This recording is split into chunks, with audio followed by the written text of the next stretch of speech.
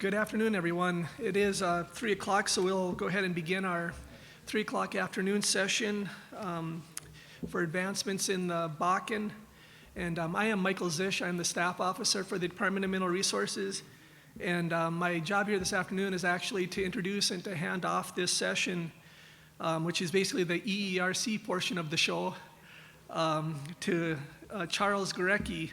He's the CEO of the Energy and Environmental Research Center at UND, and he's leading a team of over 200 staff who are focused largely on research and development and on commercialization of emergency technologies, and a lot of them are focused on the Bakken. Some of the major areas that they're looking at are clean coal, oil and gas, carbon capture. So it's going to be some real timely topics for this group and for this conference. Charles has a BS degree from UND in geological engineering, and also he did go on and get a master's degree in petroleum engineering. So with that, I'd like to hand the chairmanship over to Charles and his group.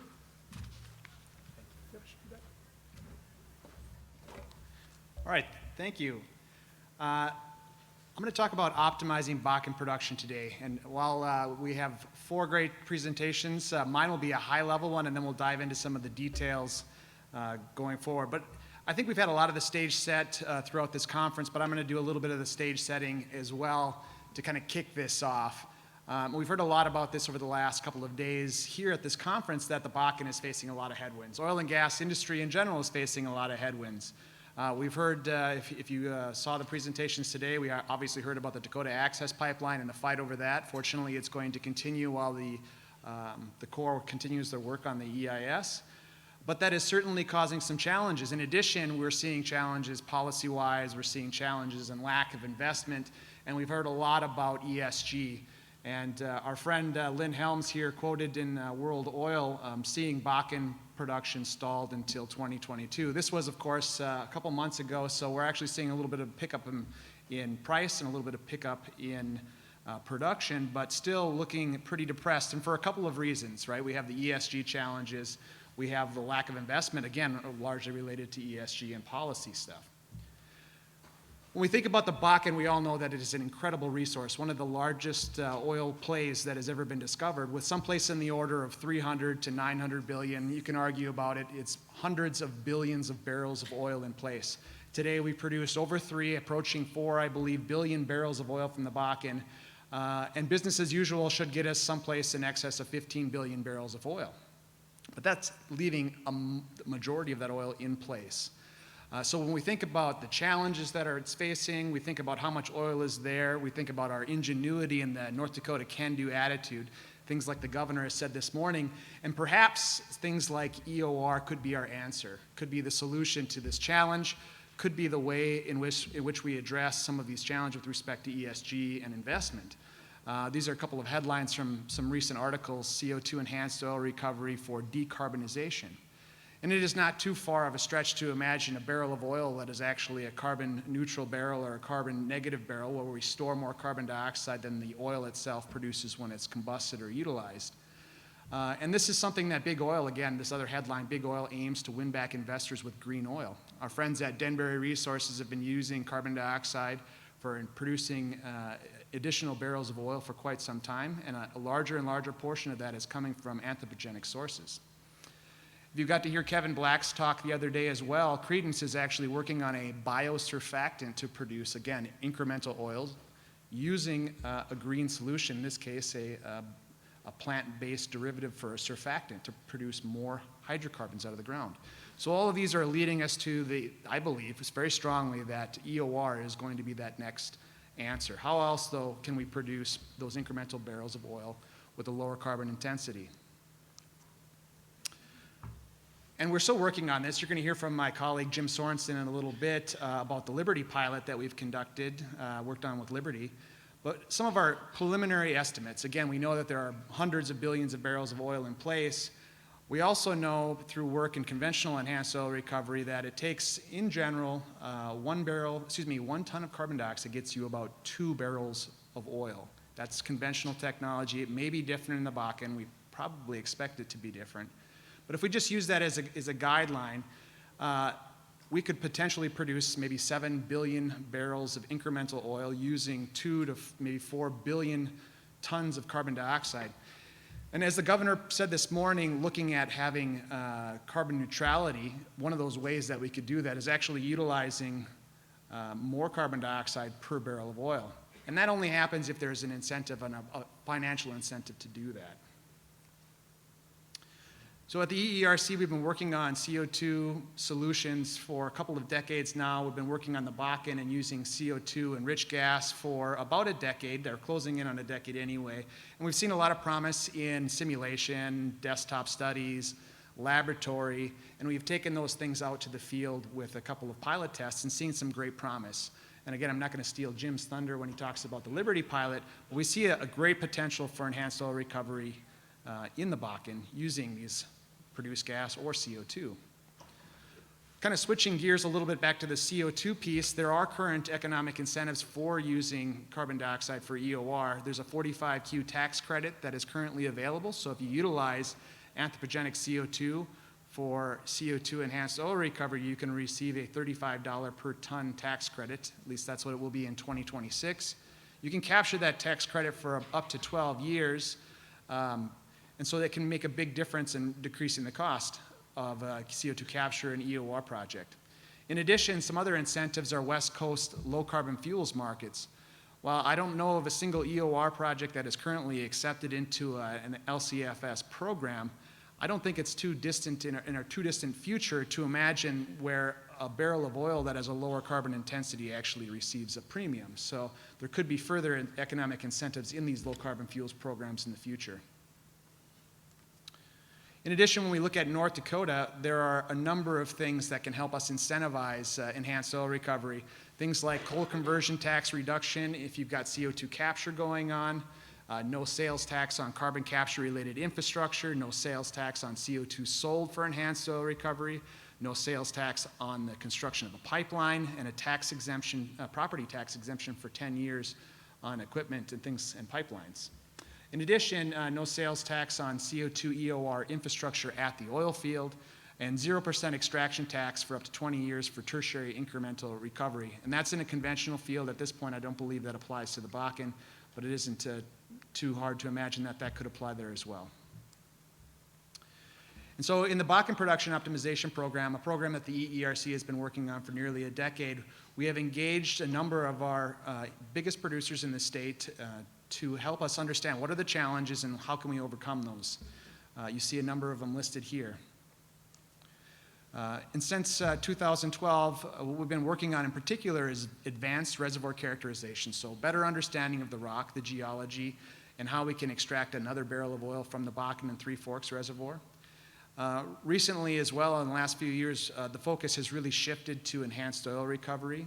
And most of the operators seeing that as the next big thing, the thing that we need to put all of our effort in. Harold Hamm actually mentioned EOR as one of the big things that he sees for Continental as well in the Bakken. And we also, obviously, with Liberty and Denbury and many others, see EOR as a promising technology.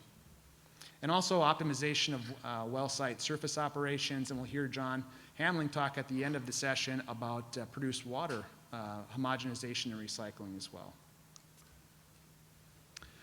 As I mentioned earlier, and I'm going to let Jim talk mostly about this, but we have seen promise in a couple of pilot tests we've done in the Bakken in the past. I'm just going to focus a little bit on the XTO project, because I believe Jim will talk mostly on the Liberty one. But in the XTO project, we actually injected carbon dioxide into a vertical, unstimulated well that went through the Bakken formation. And what we did before we injected the carbon dioxide was actually took oil samples. We injected carbon dioxide into the subsurface, and then we produced back oil at the end. And we actually, what we did was we compared the oil composition before and after, because we know that carbon dioxide, as well as many other gases we might use for enhanced oil recovery, actually have a molecular weight selectivity for those hydrocarbons. And they have a molecular weight selectivity for the lower carbon number oil components, and leaving behind a lot of the higher oil components, especially if you're near or below or just over the minimum miscible pressure. And we actually saw that take place in the XTO. Wasn't surprising to us, it was really encouraging to us, but we had also seen this take place in the laboratory. So in that case, we were able to tell, yes, we can inject carbon dioxide into an unstimulated portion of the reservoir. Yes, we can see the CO2 going to work in the reservoir and producing oil back out of it and actually selecting hydrocarbons. And then what we've done since then is taken those lessons and gone to a bigger stage with Liberty and actually injected, in this case, rich gas in horizontal wells in a cyclical type of fashion, and actually seen some of the things we saw in the laboratory again playing out in the field. So some promise there, and I'll leave Jim to talk about that in the future. In addition, what we've worked on in the Bakken Production Optimization Program is a whole host of things, and one of the things we've created is a number of products. We have a public website, which I encourage you to take a look at. The members have access to the materials for a period of time prior to the general public being able to access those, but you can see what all of the products are, whether they're member only at this time or open to the public, and I encourage you to check those out. One of those products is a primer for permitting an EOR pilot. Before many of you take on these challenges of going to a full-scale EOR operation, it'll be worthwhile to see what has been done in that pilot permitting primer and actually going through a pilot yourself. We've also done quite a bit of basin-wide fluid characterization, a lot of characterization of the Bakken and Three Forks for productivity areas, and I'm going to leave Alex to talk next about some of the advanced analysis that we have done and how big data machine learning is helping us to better understand and help our operators better produce the Bakken production play. And of course, surface facility optimization, and then what we're doing with produced water, I'll leave for John Hamling at the end. So with that BPOP program, the Bakken Production Optimization Program, we seek to turn the challenges into opportunities. And looking at this incredible wealth of data that we have in the state of North Dakota with our oil and gas website, the data that's provided there, using big data analytics and machine learning to identify things like optimizing a frac job or identifying produced water challenges or characteristics. We've also taken challenges with respect to flaring and trying to find solutions, whether it be, and you heard about these earlier in some of the other presenters, doing data centers with produced gas or powering the site with produced gas, or taking that produced gas in the case of Liberty and other cases and putting it to work in enhanced oil recovery. We're also trying to determine things like how to improve efficiency and increase estimated ultimate recovery from a DSU.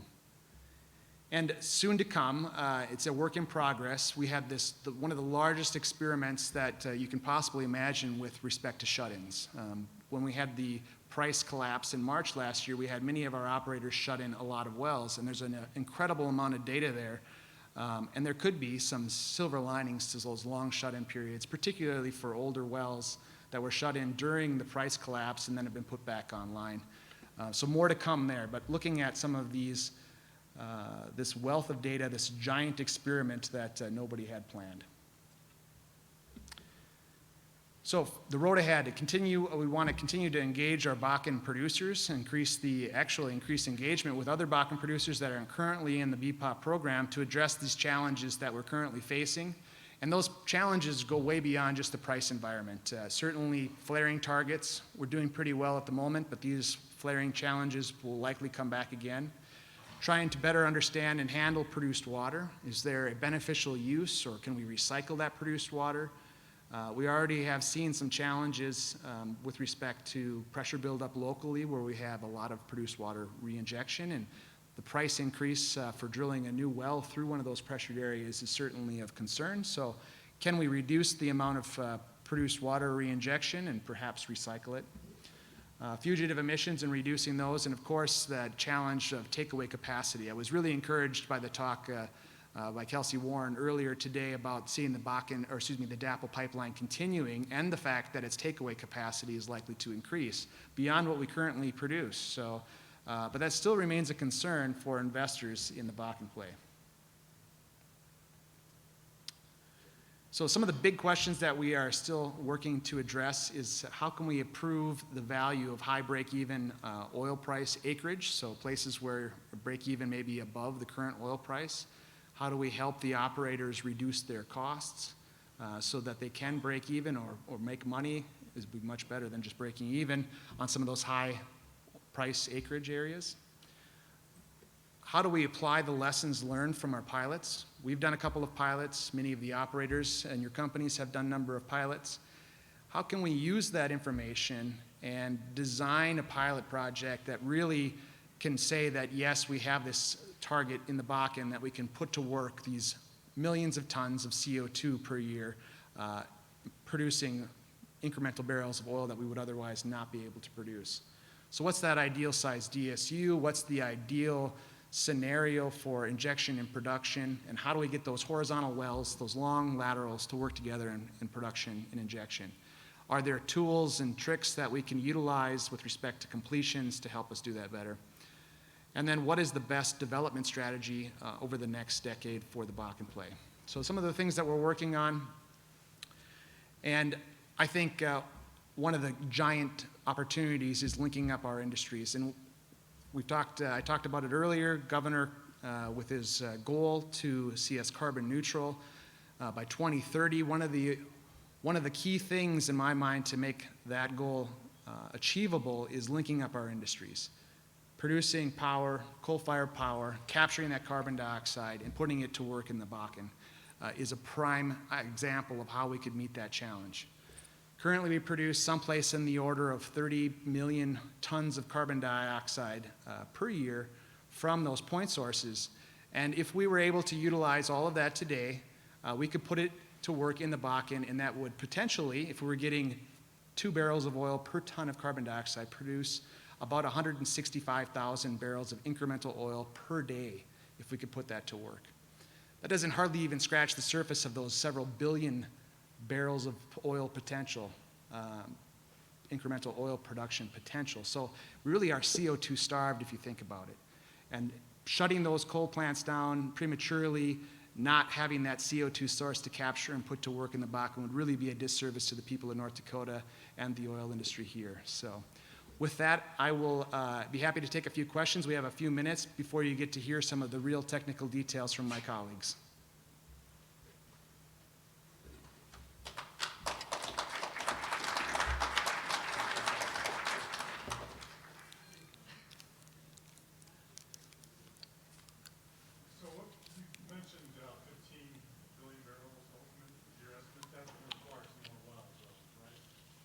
Yeah, and that's, maybe Jim knows exactly, I think that's in the mid spot of the range of estimates from a number of different sources like NDIC and Continental and some others that have done estimates. But that will exactly require a lot more wells. I think the number I've heard is around 30 or 40,000 wells total. That seems about accurate. Okay, and then so the recovery factor you guys are estimating topping out around, depending on which put the well in place, as high as 25%, is that right? I think that would be a lot lower than 25%. I mean, we're probably looking at the 10%. It just depends on what you put as your denominator as far as the recovery factor.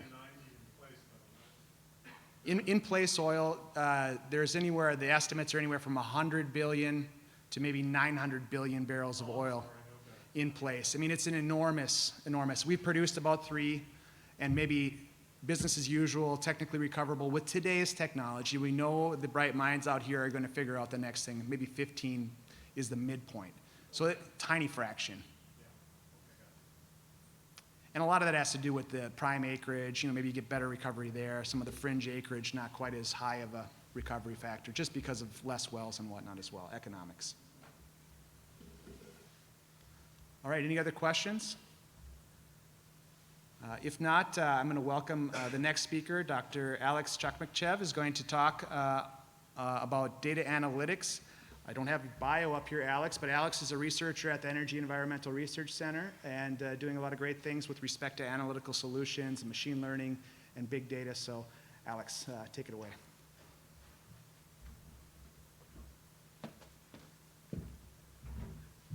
Thank you very much, Charlie. My name is Alex Chakhmakhchev, and I am a principal scientist with ERC.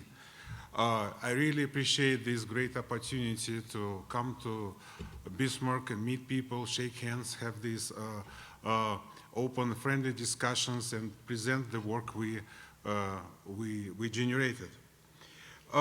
Today I will be talking about advanced analytics application to improve efficiency of Bakken production. And first of all, I would like to acknowledge the funding for this effort was provided by North Dakota Industrial Commission and Gas Research Program and members of the oil and gas industry through the Bakken Production Optimization Program, BPOP. I would like to thank my colleagues who contributed to this work, Shvei Yu, Nika Zalina, Beth, Kurz, Justin Kovacevic, Kyle Glazevsky.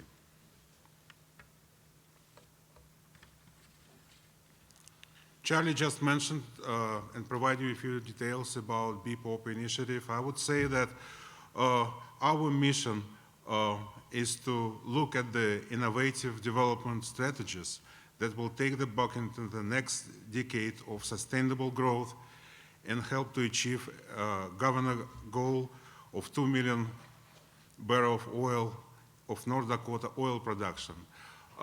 It's an aggressive goal, but I think it's achievable. Why it is a good time to spend your time, effort, and money on advanced analytics? First of all, availability of the data.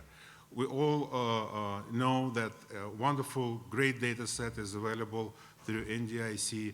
That data set is covering 15,000 wells, and it provides utilization for location of wells, operatorship, different dates, volumes of production, completion details. So this information is available in a convenient format for further analytical work and processing. Also, Bakken is pretty mature province, and a lot of publications also available, research work, scientific publications, and they provide really precious information about the geology, reservoir characteristics of Bakken. Another important thing is availability of new data mining tools. These tools were developed last, I would say, 10, 15 years. They're based on new theory, not the theory which was used, which was created 100 years ago of, statistical analysis. These tools allow to process or interpret difficult data with the gaps, data with a lot of anomalies or outliers. These tools help to analyze data with non-linear correlations. This is what we observe in many of these exercises. And finally, data analytics was applied in different states and US places like Eagle Ford and in Permian Basin, in Barnett, Montney, Niobrara, Montney, Canada, Niobrara, and finally we found a few efforts in Bakken as well. So just a brief review of what we're doing under this initiative. We always look at the general trend. What is going on with the Bakken production over time? And this is the volumes of oil, gas, water produced, but also, as Charlie mentioned, we looked at 2020 shut-in statistics. This economic downturn caused companies to do extraordinary measures and they shut down production. So what happened with these wells after they resumed operations? We look at this stuff as well. We apply different machine learning algorithms to predict 6 months of cumulative production using completion parameters. This is basically the model we're using in many of our completion optimization exercises when we predict production using completion parameters. We do these evaluations on two levels, on a well level and also on the DSU level as well. And finally, we recognize the importance of geology factor, and we run our calculations in specific area of Bakken to consider the heterogeneity of the reservoirs and geological characteristics. Finally, we were making the next step. It's a current effort. We created a cluster analysis of Bakken using geological and engineering information. That will help us better calculate or better recommend the best practices. You're probably well aware of this general successful trend. We see a significant improvement in oil production from 2005, but also we observe challenging increasing of gas and water production in Bakken wells. If you compare the flow rates and production profiles in Bakken wells spotted in 2005 and 2020, you can see a huge difference. It's about in order of magnitude.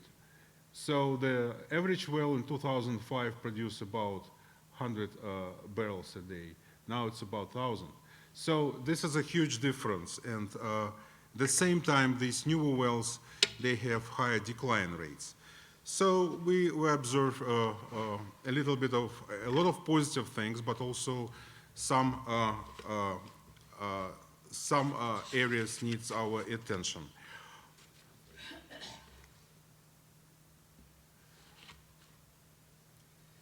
What happened with these wells? A new technology was applied. You probably, again, are very familiar with the stimulation change. The stimulation jobs became larger.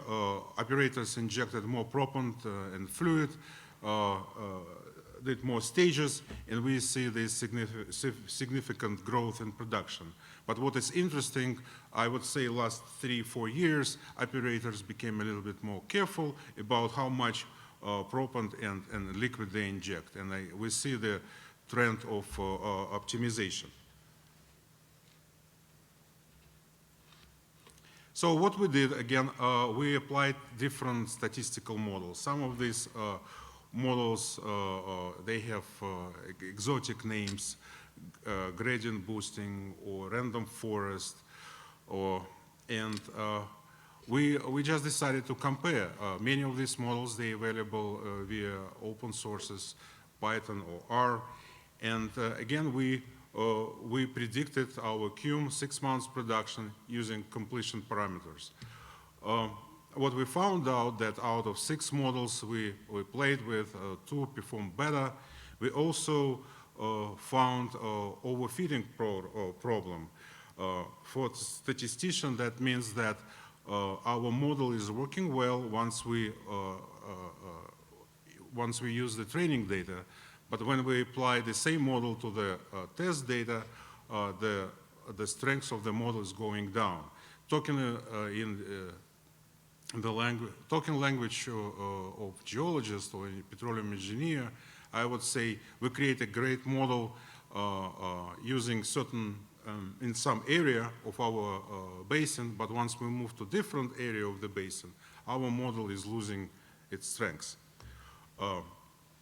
So to overcome this, I will talk about this a little bit later, but I just want to mention that in our optimization, we also work on a DSU level.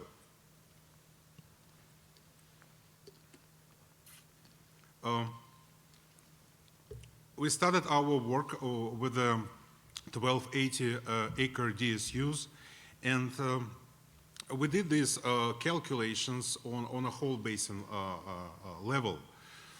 We found that for that size of DSU 1280, the optimal parameters of completion will be 40 million barrel of 30 million pounds of proppant, 1 million barrel of injected fluid, and 7 to 8 wells per DSU. Again, that was done on a basin scale. In our current efforts, we're trying to zoom in specific areas and provide more detailed optimization results. So what we do right now, we improve our method of DSU allocation. It's actually not a trivial method. We include more wells, and we will calculate more DSUs, and you can see the map of DSUs, and the color represents the number of wells per DSU. So the green is one well, and the red is 10 to 18 wells per DSU. And also we expand our analysis, and we will include 25 60-acre DSUs. So this work is ongoing. When we did our analysis, we realized that geology and changes in reservoir characteristics has tremendous impact on well performance, and it's difficult to create a single recipe for the whole basin. And if you can look at this histogram, which describes the Bakken well performance, you can see three types of wells. High productivity wells with a cumulative production above 100,000 barrels. Then we have low productivity wells, about 50% of them, with a production less than 50, and we have medium productivity. So we apply these statistics to the whole play, and we identify 3 areas. We just decided to zoom into 3 areas: high, low, and medium productivity, shown on a map. And we did calculations, completion optimization calculations, specifically for 3 areas. Of course, we found that there is a weak correlation, basically. If you correlate your completion parameter with a well performance, you will get a cloud, and you can create a 2-dimensional charts, your proppant amount versus your well performance. You may try volume of injected fluid, you will get the same cloud picture. So it's probably, the reason is nonlinear correlation. This is what we observe. We found, of course, that proppant and injected volume of injected fluid are most important parameters. But I would say the most interesting part of this exercise was this series of variable dependency charts, which helped us to identify the optimal parameters for completion. All these charts, they're kind of similar, and they are generated by these new data mining tools. And for this exercise, we use gradient boosting. So what they show the change of your predictor, which is completion parameter. It can be a volume of fluid or proppant amount. The change of your completion parameter, which is on horizontal axis. And the vertical axis will show you the well performance. So what is happening, we increase the amount of proppant, and well performance is going up. But at some point, shown by the red arrow, you will see that the curve is flattening. In other words, we may add additional proppant, we can inject more fluid or do more stages, but we're not improving statistically the performance of our well. So this is a great optimization to save money, to reduce your capital and operating cost. We looked at this for these 3 separate areas, and we found the difference. We were happy to find the difference. If we talk about a high productivity area, and this is the core area of Bakken, that area definitely will benefit from a high amount of proppant. 10 million pounds of proppant, this is what we calculated, optimal value. 175 1,000 barrels of injected fluid. The completion requires more energy, maximum treatment pressure at about 9,700 psi. If we're looking for optimal completion parameters in low productivity area, the numbers will be very different. We're using less propellant, about 6 million pounds, but we're using more fluid. And this low productivity area will benefit from more stages, up to 45 and maybe even more. At the same time, the maximum treatment pressure should be lower than in high productivity area. So we found this difference, but again, these calculations were made for just 3 areas. What about the whole play? And then we decided that we will make a next step. This is our ongoing effort. What we did, we collected information from publicly available sources. This is characteristics of the Bakken reservoir: porosity, permeability, pressure, temperature, thickness of the formation, some geochemical characteristics like rock-eval data, also characteristics of fluid, bulk, oil, and gas properties, and chemistry of water, produced water.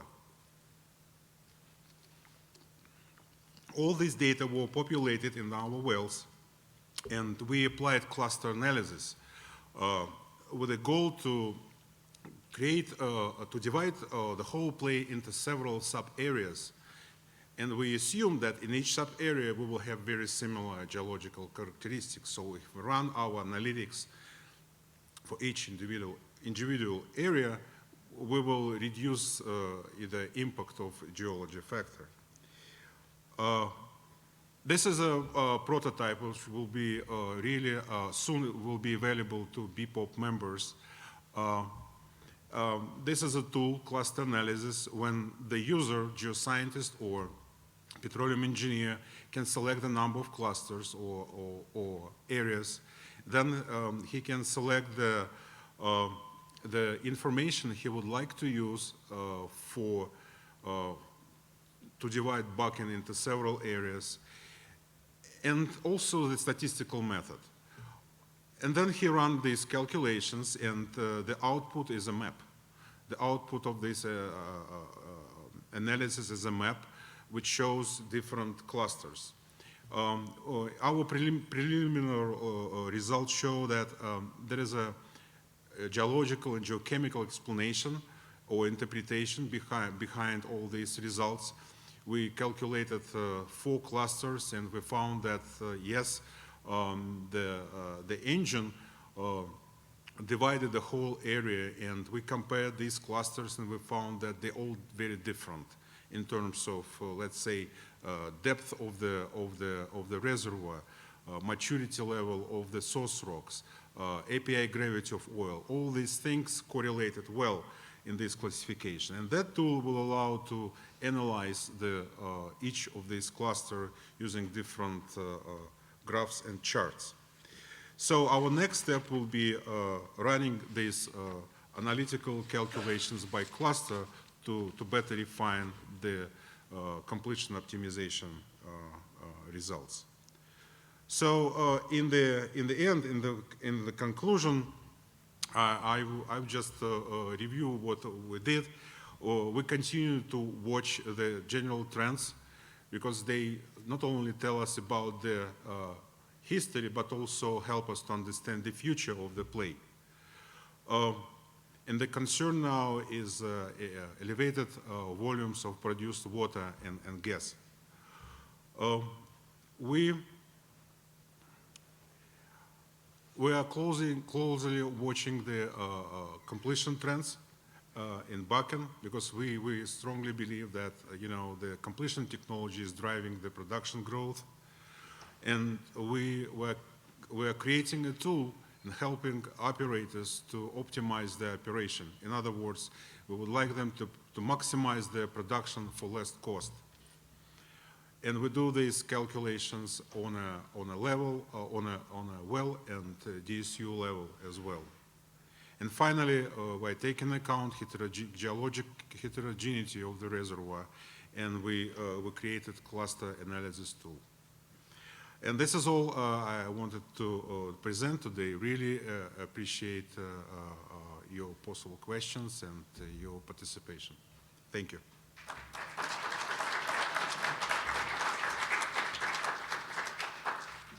Time for a couple of questions for Alex. If anyone has any, please state your name and your company, your question, if you don't mind.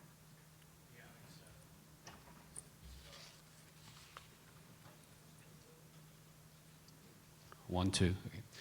Alex, thanks for the work and the presentation. My name is Mark Pearson. I'm with Liberty Resources. I had the great pleasure an hour ago of giving an SPE talk virtually in today's world to the SPE hydraulic fracturing section. And the thesis of my talk was that data analytics can only take us so far. And I think even in your own work that kind of shows that, because unfortunately what a lot of us operators have done is that we have been following data analytics so much for the last 10 years, 8 years, that we end up taking something like proppant volume and say there's a maximum here because the data shows it, and we've been throwing science to the background and not realizing that our fracs are actually conductivity limited. We've all pumped to the cheapest, gone to pumping the cheapest sand that we can get when we really perhaps shouldn't be at the depths of the Bakken. So I just point out that, that as you do this work, I think it'll be really beneficial when we don't throw the science out, when we include the technology, the science in it, in our fracs, because otherwise it can lead us to things like, I'll only pump 10 million pounds of proppant, and that's what we've been getting out of the data analytics, and we really need the science in it as well. Thank you for your comment. We do the best we can to integrate the statistical results with the real life, operation practices, and I totally agree.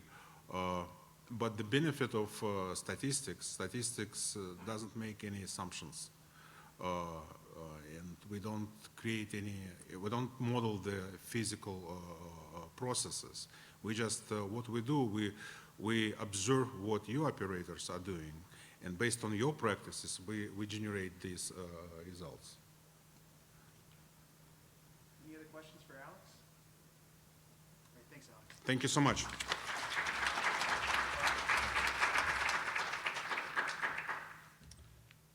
All right, our next presenter is another colleague of mine, Mr. Jim Sorensen. He's the Director of Subsurface R&D at the Energy and Environmental Research Center, where he is responsible for developing and managing programs focused on production of oil and gas from conventional, unconventional, and of course focusing on enhanced oil recovery. Jim has a Bachelor's of Science in Geology from UND, and he's a member of many societies. Jim is going to talk to us about some of the lessons learned, insights from the Liberty Resources Stomping Horse EOR test, and then applications in their new pilot. And I know we also, as just said, Mark is here in the crowd. So again, please help me welcome Jim Sorensen.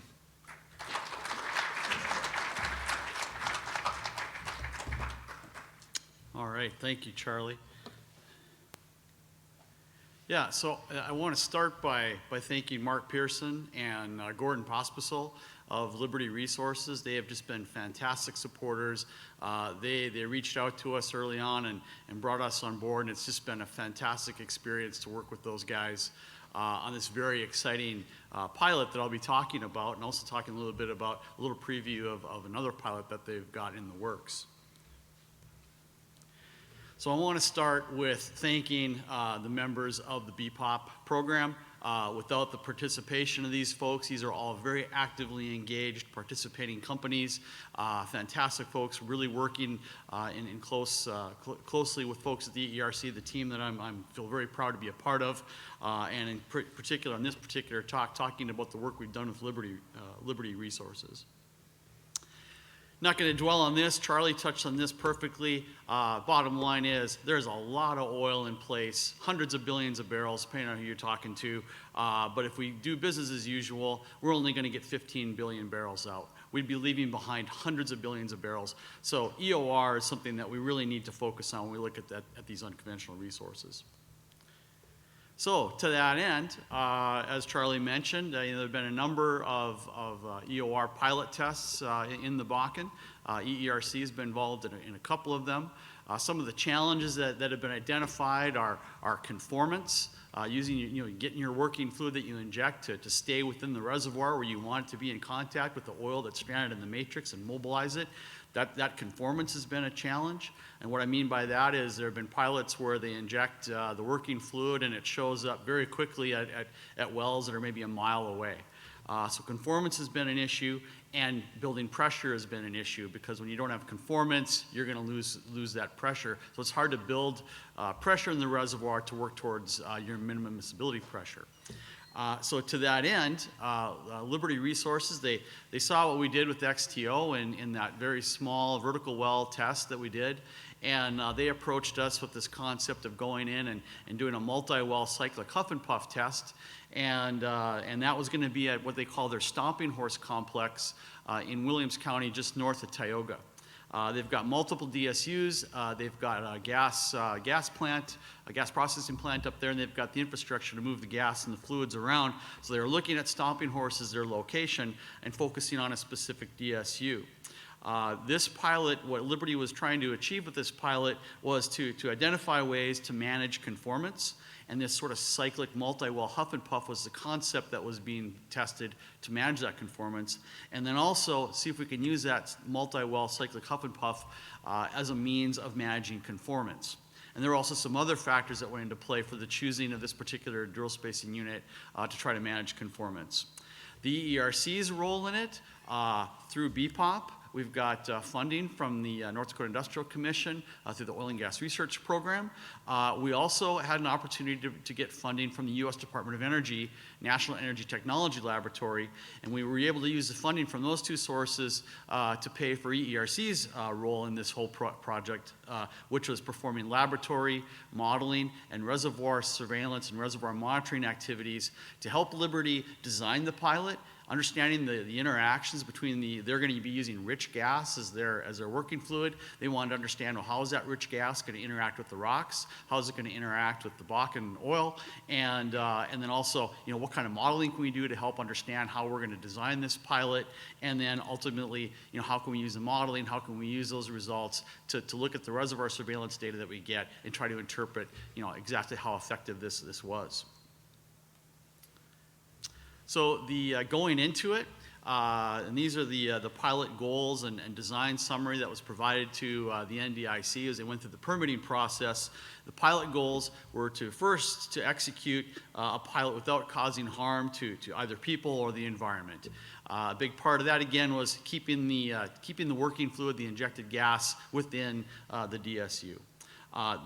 Liberty wanted to determine the technical feasibility of enhanced oil recovery from the Bakken using produced gas as that miscible injectant, using that rich gas from their location as the working fluid. They want to utilize a fully developed Bakken DSU to both evaluate and optimize injection methods for EOR, and then to evaluate the effectiveness of various rich gas mixtures to mobilize oil in the Bakken. And that last bullet was really addressed by a lot of the EERC laboratory activities. The source of the injection gas for the Stomping Horse pilot was lease gas that was sourced from wells that are co-located on the multi-well drill site. In other words, the gas that was produced on the DSU is what was used for the pilot. Going into it, the anticipated injection rates were approximately 3 million cubic feet per day injected into either one or more wells simultaneously. Ultimately, when we got into the field and went through the modeling and the design phase, Liberty ultimately chose to just inject into one field at any given time. And I'll step through that a little bit later. And then the maximum allowable surface injection pressure is 5,000 psi, which is constrained by the wellhead and flow line maximum allowable operating pressures. And also it was a pressure that was determined would be effective at keeping the injected gas within the DSU. So Liberty Resources had, going into it at the beginning of their design and sort of contemplating this pilot, they had a number of options for where they could get the rich gas. They looked at the wellhead, the plant inlet. They had the County Line gas plant at their disposal. So they looked at the gas plant inlet rich gas mixture, the deethanizer, and the plant exit mixture. Ultimately, they chose to go with the wellhead gas, the composition of the wellhead gas. That was chosen largely for logistical reasons, moving into the design of and execution of the plant.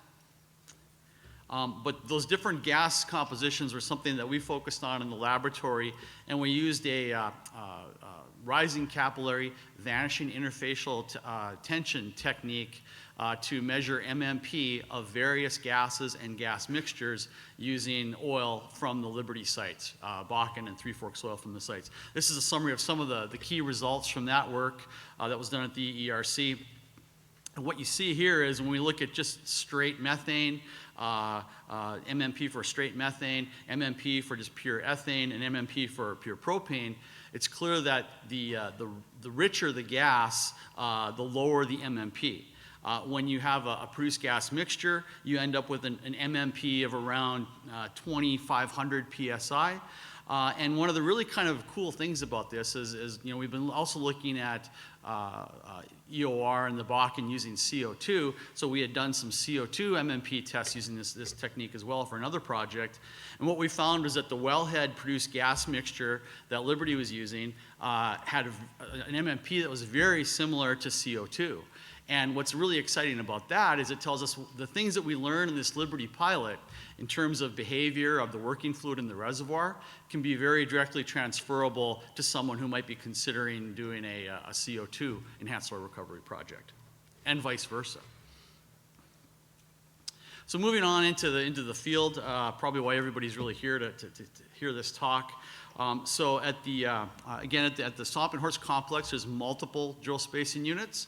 One of the drill spacing units that was chosen for the pilot, or these drill spacing units chosen for the pilot, is the Leon Gorecki pad. You've got a couple sets of wells that were drilled, I believe, within a year or 2 years of each other.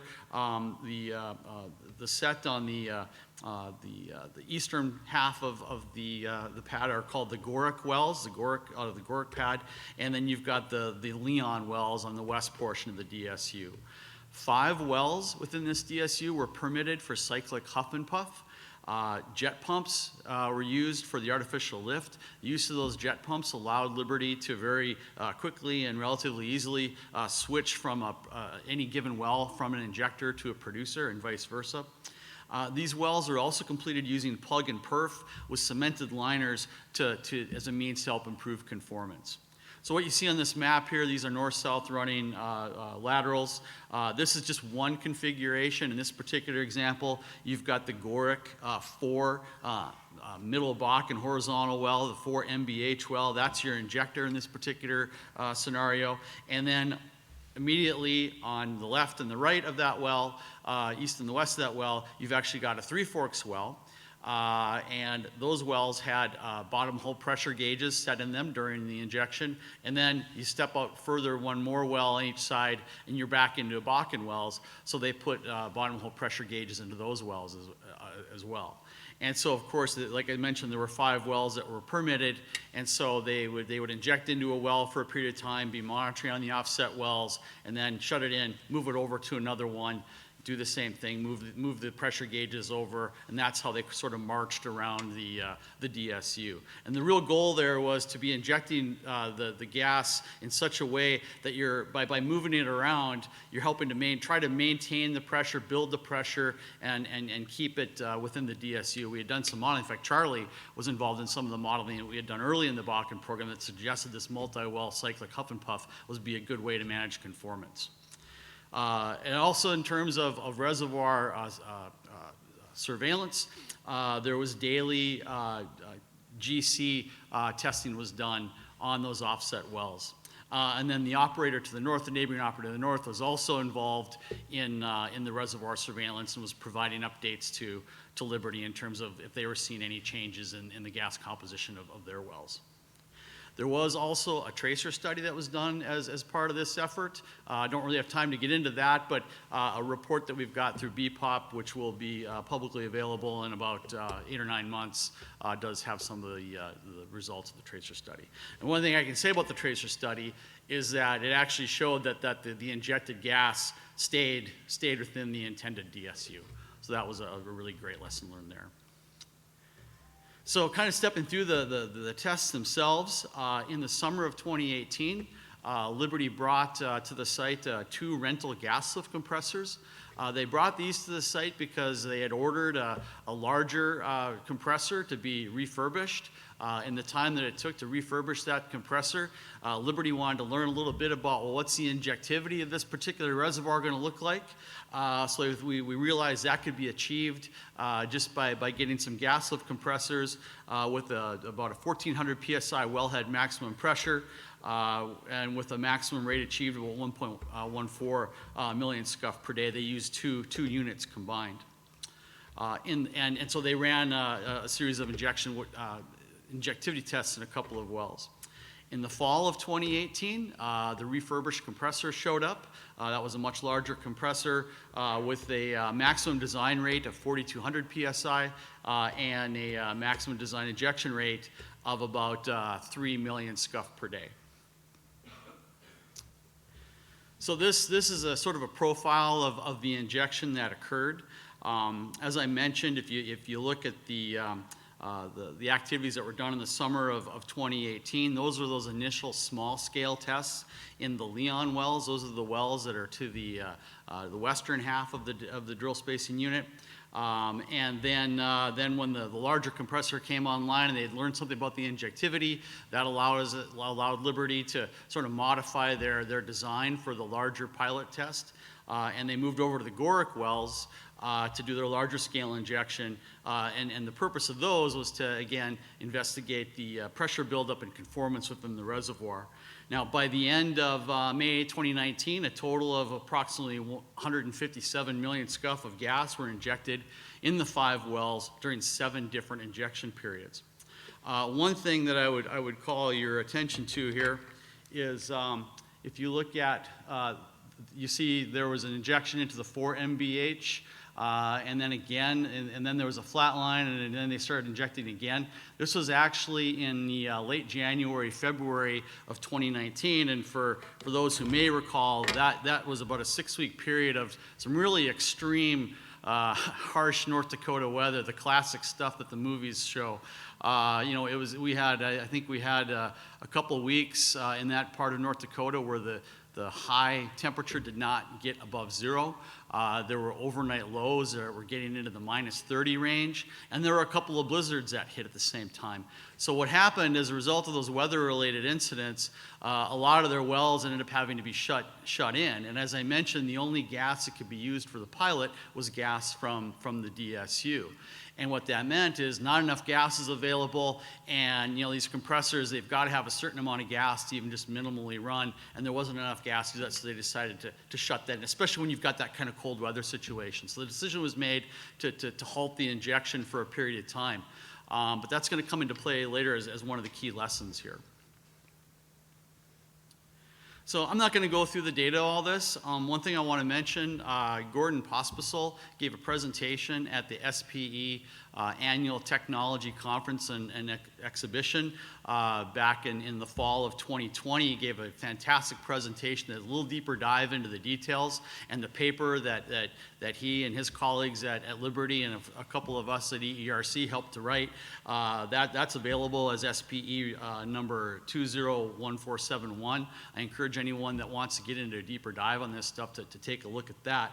But kind of the key points, and in this case, looking at the bottom hole pressure versus cumulative gas injection data, key points that came out of it were that the injected gas rates were too low to get to those target bottom hole pressures that we wanted to get to. The MMP work that we did in the lab showed that you needed to get to about 2,500 PSI to achieve miscibility, and we're never quite able to get there. The higher pressures were reached in what were less depleted wells, the Leon wells. The Leon wells were, I believe they were the newer of the wells that were drilled. They also had slightly different completions, and they were actually less depleted when we started. And so they were able to achieve higher pressures in those wells. And then the other thing that came out of it when we looked at that, the oil response on a well-by-well basis, generally speaking, although in a couple of cases, we saw some bumps